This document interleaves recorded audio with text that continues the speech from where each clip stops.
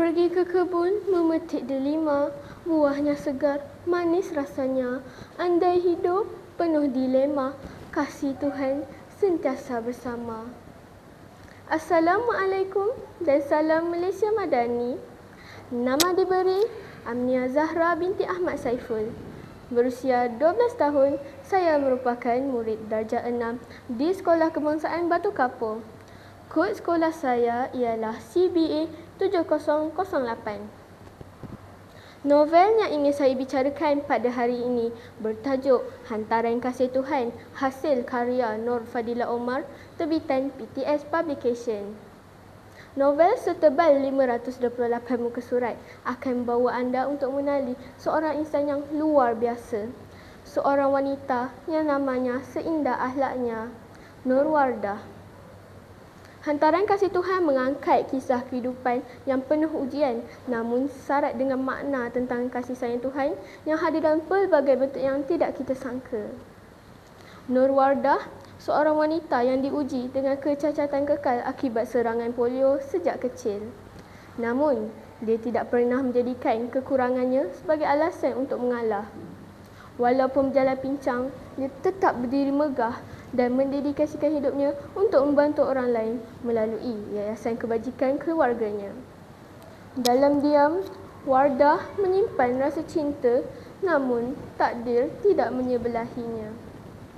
Hidupnya berubah apabila dia dijodohkan dengan seorang lelaki yang bernama Engku Ashraf. Perkahwinan itu bukan atas dasar cinta tetapi kerana satu hantaran bernilai 5 juta ringgit demi menyelamatkan perniagaan Ashraf.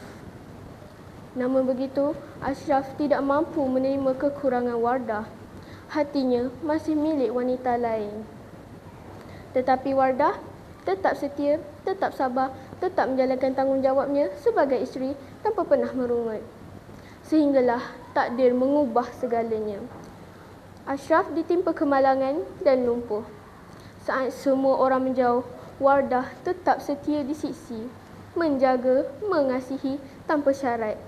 Dan ketika itu, Ashraf mula melihat sesuatu yang selama ini dia abaikan, cinta yang tulus.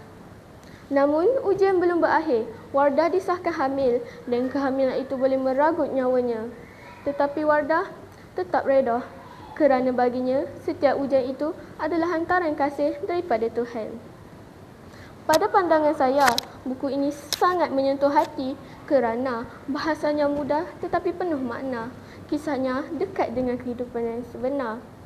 Dan yang paling penting, ia membuka mata kita tentang erti sebenar cinta dan pengorbanan.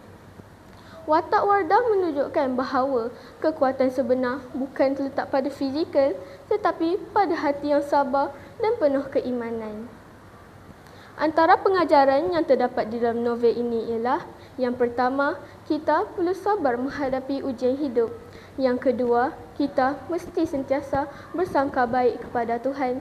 Dan yang ketiga, cinta sejati bukan terletak pada rupa tetapi pada hati yang sabar dan penuh keikhlasan. Kisah Wardah membuktikan bahawa orang yang diuji bukan beban, tetapi mereka mampu untuk menjadi cahaya di dalam hidup orang lain. Kesimpulannya, buku Hantaran Kasih Tuhan ini bukan sekadar cerita, tetapi satu peringatan bahawa setiap dugaan yang kita lalui adalah tanda kasih sayang Allah kepada kita. Jadi, saya ingin bertanya, pernahkah kita melihat satu ujian itu sebagai tanda kasih sayang Tuhan kepada kita? Fikirkan. Sekian, terima kasih.